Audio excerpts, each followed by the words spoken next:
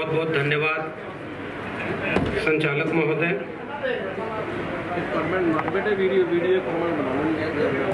और भारत रत्न बाबा साहब डॉक्टर भीमराव अंबेडकर जन्मोत्सव समारोह को आयोजित करने वाले तमाम सभी सम्मानित आयोजकगण, मंच पर मौजूद सभी अतिथिगण, आप सभी को मेरा सादर जय भीम, जय मंडल, जय संविधान। आज बाबा साहब के इस जन्मोत्सव के उपलक्ष्य में जिस मुश्किल से ये आयोजन किया गया, पहले इसका कुछ प्रारूप और था, नाहर सिंह जी से अपडेट मिलती रहती थी, उनमें कुछ बाधाएं आई, मगर इन लोगों ने कहा कि हमने आगाज किया है तो आयोजन होगा, और आज इस रूप में हम यहाँ पर मिले हैं। यहाँ भी तमाम तरह की बाधाएं आई, बिजली जा रही थी, लेकिन ये कोई सामान्य बाधा नहीं है। ये जितनी बाधाएं इस पूरे राष्ट्र के बनने में रही हैं, वैसी ही कोई थोड़ी मोटी ये बाधाएं हैं, लेकिन अच्छा है कि आप उन्हें पार करके इस आयोजन को सफल कर चुके हैं। मैं आज के विषय को जब देख रहा था, अमूमन हम लोगों की जो छवि बन जाती है, लोग इसी उम्मीद में बुलाते हैं कि यहाँ वही उसी तरह से बोला जाएगा, वही सारे तेवर। लेकिन मुझे लगता है कि जब इंडोर बातचीत हो रही हो, सामने जो जनसमूह बैठा हो, जिनमें बहुत सारे लोग आपसे उम्र में, अनुभव में बहुत वरिष्ठ हों, मंच पर बहुत वरिष्ठ लोग बैठे हों, तो मुझे लगता है कि इस मंच का तकाजा है कि मैं केवल और केवल विषय पर बोलूं। और इस विषय के 3 हिस्से मेरे सामने दिख रहे हैं: बाबा साहब, भारतीय संविधान और वर्तमान परिप्रेक्ष्य। इन तीनों पर केवल 3 बातें करूंगा। आखिरी में या कमोबेश आखिरी में बोलने का एक नुकसान ये होता है कि समय कम मिलता है, फायदा ये होता है कि जो आपको कहना होता है वो पूर्व के वक्ता कह चुके होते हैं। तो बहुत सारी बातें हमारे पूर्व के वक्ताओं ने कह दी। इसलिए मैं केवल जब सोच रहा था कि आज आपके बीच में, जो कि मुझे पता चला ये आयोजन उस समूह के लोगों का है जिन्होंने जो अपना पेशा चुना है, वो पेशा ही संविधान की रक्षा का है, उन लोगों के बीच में मुझे संविधान पर बात करनी है। तो मैं क्या करूंगा उनके सामने संविधान पर बात? हमसे ज्यादा आप जानते हैं। लेकिन एक बात मुझे महसूस होती है कि बचपन से जो स्मृति है कि संविधान या जो न्याय की पूरी प्रक्रिया है, उस न्याय की प्रक्रिया में एक प्रतीक के रूप में एक महिला की तस्वीर चलती है देश और दुनिया में, जिसकी आंख पर पट्टी हो और हाथ में ऐसी तराजू हो जिसे न्याय करना है। यानी देखना नहीं है कि इसके लिए आप न्याय कर रहे हैं, आप निष्पक्ष होकर, तटस्थ होकर के न्याय करेंगे। मैं खुले आंखों से एक ऐसा ख्वाब देख रहा हूं कि उस महिला की बंद आंखों के सामने जो तराजू लटकी हुई है, उसके सामने एक बुलडोजर खड़ा है।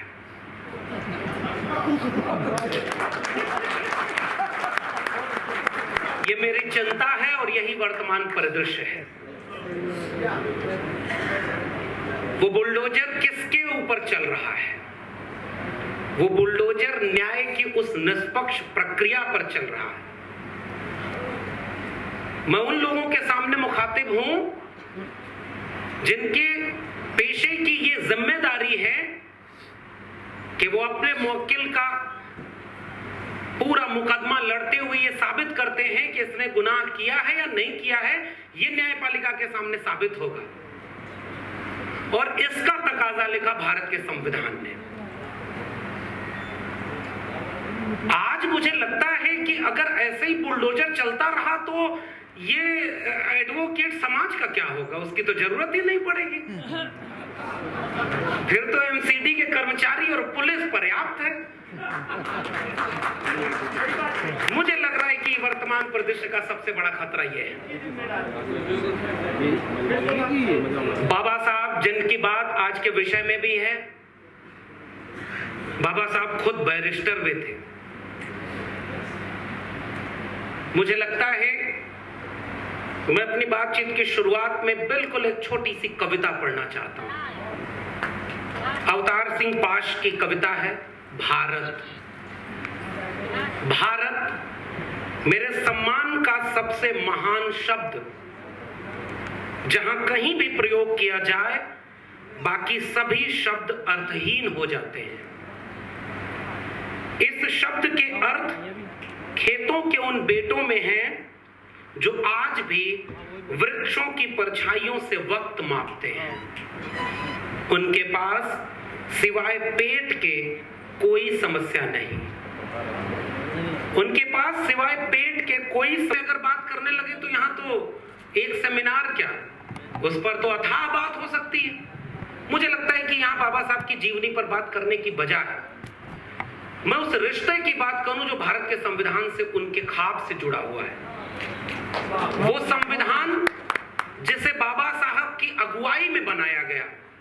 हालांकि ट्विटर पर यह भी चलता है कि बाबा साहब ने थोड़ा ही संविधान बनाया, जबकि हकीकत यह है कि जितने लोग उस संविधान सभा की समितियों में थे, कोई गुजर गया, कोई विदेश चला गया, उनकी क्षतिपूर्ति नहीं हुई। और आखिरी में जब 26 नवंबर को वहां बोला गया तो ये कहा गया कि भाई अगर बाबा साहब ना होते तो ये संविधान इस रूप में नहीं होता। हालांकि कुछ और अतिवादी लोग ये भी कहते हैं कि ये तो ओरिजिनल संविधान ही नहीं है। मेरे पास एक फोन आया, उन्होंने कहा ये जो आप लोग चीख चीख के कहते हो कि भारत का संविधान खतरे में से बचाना है, वो तो संविधान ही झूठा है, गलत है, बेकार है। ओरिजिनल संविधान तो स्टेट एंड माइनॉरिटी में बाबा साहब ने लिखा हुआ है। मैं कहता हूं भाई अगर झूठा और कमजोर संविधान भी नहीं बचा पाए तो वो ओरिजिनल वाला संविधान लागू कैसे कराएंगे? इसलिए सबसे बड़ा खतरा, इसे बचा लो। जैसा है उससे बेहतर चाहिए और इस दुनिया को एक मेहतर चाहिए। ये कविता हिंदी साहित्य में भी लिखी गई है। मेहतर के पेशे को बना दिया गया कि वो सबसे निम्न कोटि का है। मेरे लिए जब राष्ट्र का शब्द आता है, राष्ट्र मतलब क्या, जब मैं सोचता हूं तो राष्ट्र की परिभाषा ही शुरू होती है मेरे लिए भारत के संविधान से। उसके पहले के राष्ट्र को कोई राष्ट्र नहीं मान सकता, क्योंकि वो राष्ट्र था ही नहीं। राष्ट्र बनता है वहां के बाशिंदों से। एक भूगोल पर चंद लकीरें खींच देने से कोई राष्ट्र नहीं बनता, वरना राष्ट्र बनते और टूटते नहीं रहते। और पड़ोस का राष्ट्र जो धर्म के नाम पर अलग हुआ, वो भाषा के नाम पर टूटता गया। लकीरें राष्ट्र नहीं होती। मेरा मानना है कि वहां के रहने वाले लोगों से राष्ट्र बनता है। इसलिए जब इस मंच पर खड़े होकर डॉक्टर जितेंद्र मीणा आदिवासियों का सवाल उठा रहे थे, तो वो भारत के संविधान और भारतीयता यानी राष्ट्र के नाम पर हम कहां खड़े हैं, ये उसका सवाल था। इस मंच पर अगर एक माइनॉरिटी तबके से एक अतिथि बैठे हुए हैं, तो इस राष्ट्र में जो जिम्मेदारी सौंपी गई थी भारत के संविधान ने इस देश के बाशिंदों पर, उसका सवाल है कि आज वो कहां खड़े हैं। इस देश की आधी आबादी जो ओबीसी है, उसके हक हुकूक, इस देश की आधी आबादी जो महिला है, इस देश में वंचित शोषित कमेरा लोग जो हैं, मजदूर किसान, उन सब से मिलकर राष्ट्र बनता है। तो राष्ट्र बनने की शर्त क्या थी? साझा सुख और साझा दुख, वो मिलकर एक राष्ट्र बनाते हैं। और उससे भी बड़ी महत्वपूर्ण बात यह है कि हमारे सुख साझा न हो फिर भी चल जाएगा, मगर हमारे दुख साझा होने चाहिए, तभी हम एक राष्ट्र बन पाएंगे, वरना हम एक राष्ट्र नहीं है। किसी अपने पड़ोसी नागरिक के गम में हम शरीक ना हो तो फिर हम किस बात के राष्ट्र हैं? और उसका एक मुकम्मल दस्तावेज है, यानी भारत एक राष्ट्र नहीं था ना, उसे एक मुकम्मल राष्ट्र बनना था 26 जनवरी 1950 के बाद, जिस दिन इस देश में भारत का संविधान लागू हुआ। और मेरी नजर में भारत का संविधान, जो बाबा साहब ने खुद कहा कि ये तो वैसे कागज का पुलिंदा मात्र रह जाएगा अगर इसे लागू करने वाले लोग अच्छे नहीं हुए, क्योंकि हमने पॉलिटिकल इक्वलिटी तो दे दी, एक व्यक्ति एक वोट का अधिकार, लेकिन जब तक सामाजिक और आर्थिक गैर बराबरी दूर नहीं होगी, इस देश में लोकतंत्र का कोई भविष्य नहीं है। मुझे लगता है कि जो एक भरोसा होना चाहिए राष्ट्र बनने में, जैसे मैं एक सवाल अक्सर पूछता हूं, इस देश में बिरसा मुंडा, जयपाल सिंह मुंडा के पीछे किसी आदिवासी नायक नायिकाओं के बारे में गैर आदिवासी लोग कितना जानते हैं? इस देश में माइनॉरिटी तबके से आए हुए जितने भी लोगों ने इस आइडिया ऑफ इंडिया को बनाने और बचाने में अपनी शहादत दी, अपना भूमिका निभाई, उनमें से कितने लोगों को हम जानते, पढ़ते, जानते, समझते हैं? कितने दलितों ने क्या क्या झेला? बाबा साहब तक को पूरा इस देश में नागरिक बोध में नहीं पढ़ने दिया गया। नहीं जानते लोग बाबा साहब के बारे में, और आज भी लोग अफसोस से कहते हैं कि हाँ वो दलितों के नेता हैं। अफसोस ये कि आजादी के 75 साल बाद भारत का संविधान अपने कागजों से जमीन पर नहीं उतर पाया, वरना लोग ये समझते कि बिरसा, फूले, अंबेडकर, पेरियार, अब्दुल कयूम अंसारी, आसिम बिहारी, अशफाक उल्लाह खां, भगत सिंह और तमाम लोगों से मिलकर के जो राष्ट्र बना है, उनमें हमारी जिम्मेदारी थी कि हम पहले अपने राष्ट्र को जाने। वो हमने नहीं जानने दिया।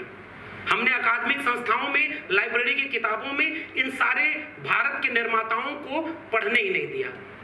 आम बहसों में हमें उन्होंने जानने ही नहीं दिया गया। इसलिए भारत का संविधान एक भरोसे का नाम था कि चलो भाई, अब कम से कम आप एक राष्ट्र बनना, ये हम तुम्हें सौंप के जा रहे हैं।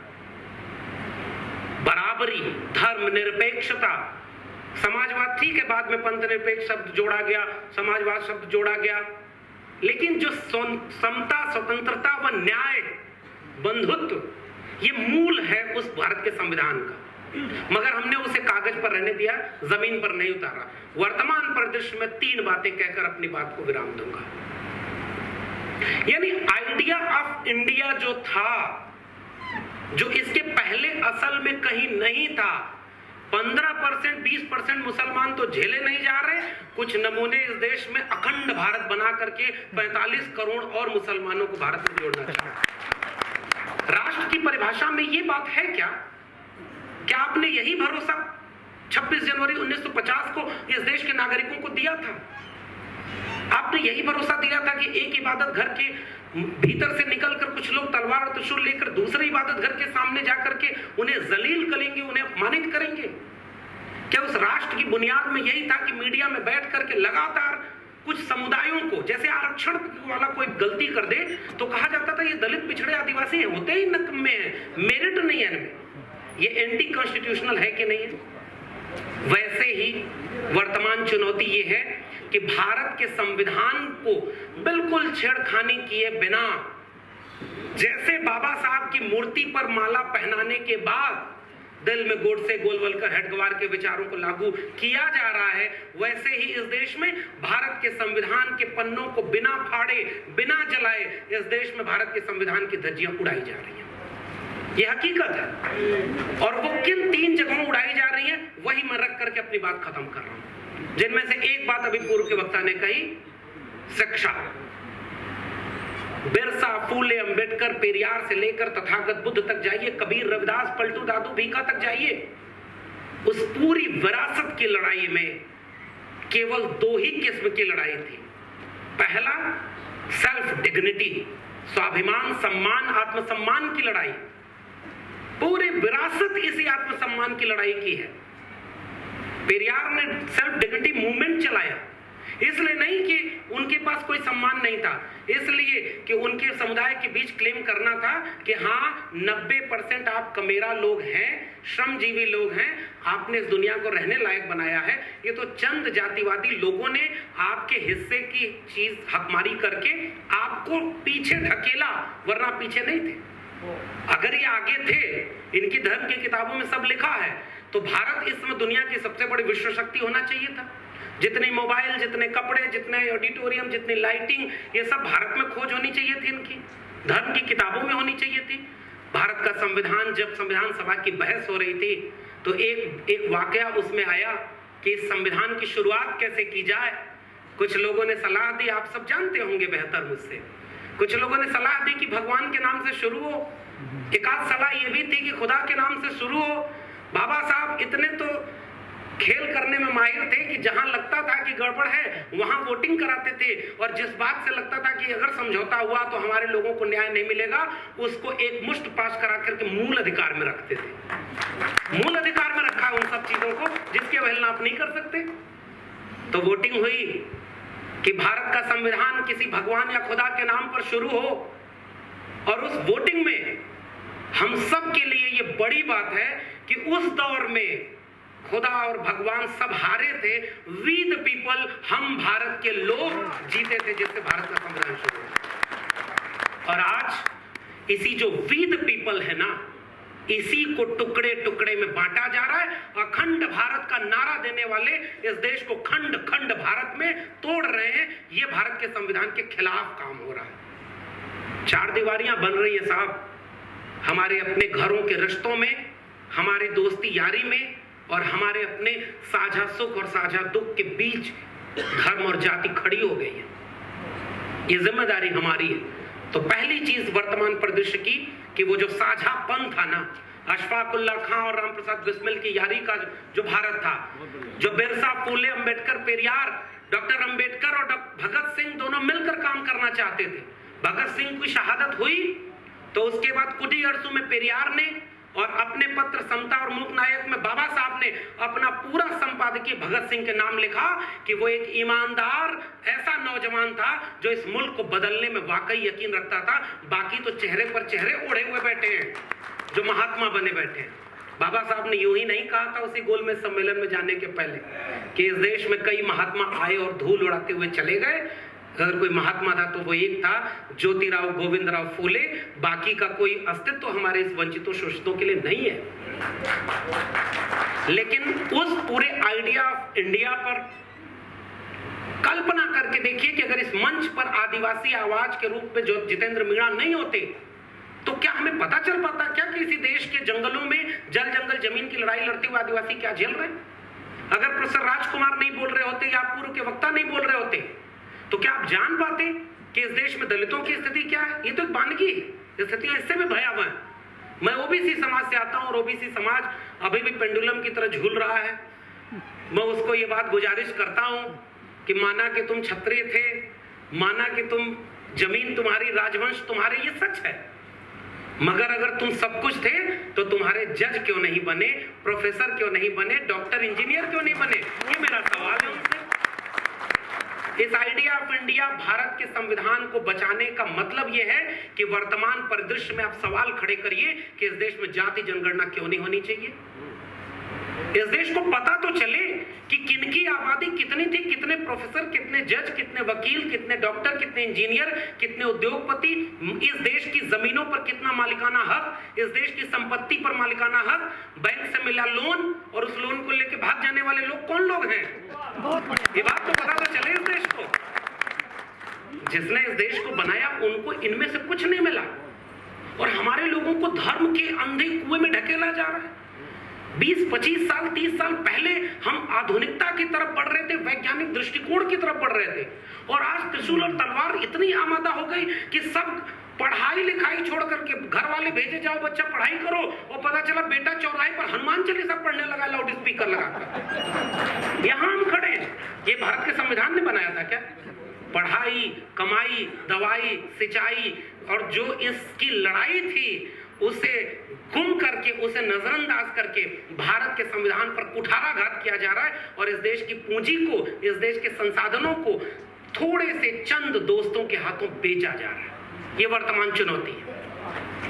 इस चुनौती से बचने का रास्ता क्या है? मेरे पास कोई रास्ता नहीं है। आपके पास कोई रास्ता होगा तो मैं लेकर जाऊंगा। मेरे पास अगर कोई रास्ता दिखता है तो वो भारत का संविधान दिखता है। एक ही रास्ता है।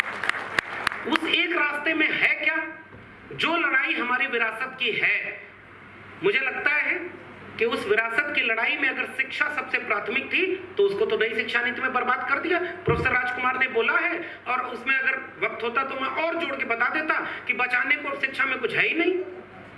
प्राइमरी स्कूल बर्बाद, डिग्री कॉलेज खुले हुए हैं वो सरकारी। मेरे जिले में 6 डिग्री कॉलेज थे sir, Vinod sir, 6 degree college सरकारी थे, उनमें लोग पढ़ते थे। और आज की डेट में 12 उसमें विभाग ऐसे, 12 कुल विभागों में से 10 विभाग ऐसे जिसमें एक भी परमानेंट फैकल्टी नहीं। मैं दिल्ली विश्वविद्यालय से आता हूं और 10,000 शिक्षकों में से 5,000 शिक्षक, 6,000 एडहॉक हैं। मैं खुद 12 साल से एडहॉक हूं। आज तो उनके अखंड भारत के खिलाफ बोल रहा हूं, पता नहीं कल तक नौकरी बचेगी कि नहीं बचेगी, मुझे नहीं पता। लेकिन भाई आपने बुलाया है कि भारत का संविधान और रखी है आपने बाबा साहब और तथागत बुद्ध की मूर्ति, तो मुझे लगता है कि उनसे हिम्मत लेकर के यहाँ आंख में आंख डाल करके सच कहना चाहिए। बुलडोजर आप झेल लीजिएगा, मैं तो सच बोल के जाऊंगा। तो उस शिक्षा में असल में बचाने को कुछ है ही नहीं। और चूंकि शिक्षा बर्बाद होगी इसलिए एक अनियंत्रित अपड़ कुपड़ बेरोजगारों की भीड़ तैयार हो गई है, जिसको काम देना है इसलिए उसको सांप्रदायिकता की आग में झोंका जा रहा है। कितने पढ़े लिखे घरों के लोग त्रिशूल तलवार लेकर जा रहे हैं, ये भारत के संविधान में नहीं था। भारत का संविधान एक वैज्ञानिक चेतना के डेवलपमेंट की बात करता है ना, तर्क विवेक की बात करता है ना। वो कहता है कि सबको सबके इबादत का हक है, उनको इबादत करने दो। हमारे यहाँ तो चारवाक और लोकायत दर्शन भी हुए ना, हमारे यहाँ तो षट दर्शन में पदार्थवादी दर्शन भी थे ना, हमारे यहाँ तो कबीर भी थे, रविदास भी थे। मैं दोहे नहीं सुनाऊंगा, लेकिन विरासत ये है कि उन्होंने जो विरासत चुनी अखंड हिंदू राष्ट्र की, उस विरासत में केवल कर्मकांड, अंधविश्वास और वर्चस्ववादी हिंसावादी तत्व है। हमारी विरासत में तथागत बुद्ध के हाथ में कोई अस्त्र शस्त्र नहीं है, अंबेडकर के हाथ में कलम का हथियार है। हम कलम और किताब वाले लोग हैं, उन्हें तलवार और त्रिशूल पकड़ाया जा रहा है। ये वर्तमान दौर की चुनौती है। अगर इस चुनौती से लड़ना है तो मुझे लगता है कि कलम और किताब, भले इंस्टीट्यूशन बर्बाद हो जाएं, व्हाट्सएप पे मैसेज आता है ना, देखते ही फॉरवर्ड करिए, शाम तक अच्छी खबर आएगी, नजरअंदाज कर देंगे तो बुरी खबर आएगी। आप जय भीम भी बोलते हैं, धीरे से फॉरवर्ड भी कर देते हैं, हो सकता है बुरी खबर ना आ जाए। मैं कहता हूं अगर फॉरवर्ड करना है तो गुलामगिरी, एनिलेशन ऑफ कास्ट, भारत का संविधान और मंडल कमीशन, ये 4 किताबें फॉरवर्ड करिए। ये वर्तमान चुनौतियों से लड़ने के लिए ताकत देगा और शिक्षा ही लड़ाई को जीतने के काबिल बनाएगी। कलम और किताब से ही त्रिशूल और तलवार, बम, गोला बारूद, इन सब से आप लड़ सकते हैं। और यही आज के वर्तमान दौर की सबसे बड़ी चुनौती है। अगर ये लड़ाई हार गए तो भारत का संविधान नहीं बचेगा, बाबा साहब के सपनों का भारत नहीं बचेगा। दूसरी और आखिरी बात, उस लड़ाई के लिए तो चूंकि लंबी लड़ाई है, धीरे धीरे एजुकेशन का खतरा तो बाद में दिखता है ना आपको। इस लड़ाई के लिए अभी की जरूरत क्या है कि भारत के संविधान को किताब से निकाल कर अपने जहन में ले चले। जैसे बाबा साहब ने कहा था, व्यक्ति पूजा नहीं करना, मैं तुम्हें मूर्तियों तस्वीरों में नहीं किताबों में मिलूंगा, विचारों में मिलूंगा। भारत का संविधान एक विचार का नाम है, एक आइडिया ऑफ इंडिया का नाम है। उस आइडिया ऑफ इंडिया को लेकर के अपने एक हाथ में तिरंगा और एक हाथ में भारत का संविधान लेकर के हर सड़क चौराहे पर खड़ा होना हमारी जिम्मेदारी है। जहां भी धर्म के नाम पर नफरत हो रही हो, जहां भी दलित, पिछड़े, आदिवासी मारे जा रहे हो, यह हमारी प्राथमिक जिम्मेदारी है। एक नागरिक के तौर पर अगर उन आतताई भीड़ के सामने नहीं खड़े हुए तो हम साहब शिकार होंगे। आखिरी में जो बात उन्होंने कही थी कि जो तटस्थ है समय लिखेगा उनका भी अपराध, मैं हिंदी साहित्य का विद्यार्थी हूं और मैं ये दावे से कह रहा हूं कि तटस्थता जैसा कुछ होता ही नहीं। निष्पक्ष और तटस्थ एक बेमानी शब्द है। कहा जाता है मीडिया, जुडिशरी, न्यायपालिका, प्रोफेसर को तटस्थ होना चाहिए। नहीं साहब, प्रोफेसर को ज्ञान के पक्ष में होना चाहिए, अज्ञान के खिलाफ। मीडिया को जनता के पक्ष में होना चाहिए, सत्ता के खिलाफ। एक जज और न्यायपालिका को अन्याय के खिलाफ होना चाहिए, न्याय के पक्ष में होना चाहिए। पक्ष के बिना तो कुछ संभव ही नहीं है। इसलिए आज जरूरत इस बात की है, हमारी खामोशी सत्ता को ताकत देती है। इस देश की बहुसंख्यक आवाम अहिंसक है। तथागत बुद्ध सत्य और अहिंसा का नाम है। उस सत्य और अहिंसा के विचार को लेकर अगर हम भारत के संविधान को नहीं बचा पाए, इस साझी विरासत को नहीं बचा पाए, साझे सुख और साझे दुख को नहीं जोड़ पाए, आइडिया ऑफ इंडिया को नहीं बचा पाए, तो यकीन मानिए और माफ करिएगा मुझे कहने के लिए, आने वाली पीढ़ियों के जहन में हम बिरसा, फुले, अम्बेडकर और पेरियार को भी नहीं बचा पाएंगे। बहुत बहुत शुक्रिया। जय भीम, जय मंडल।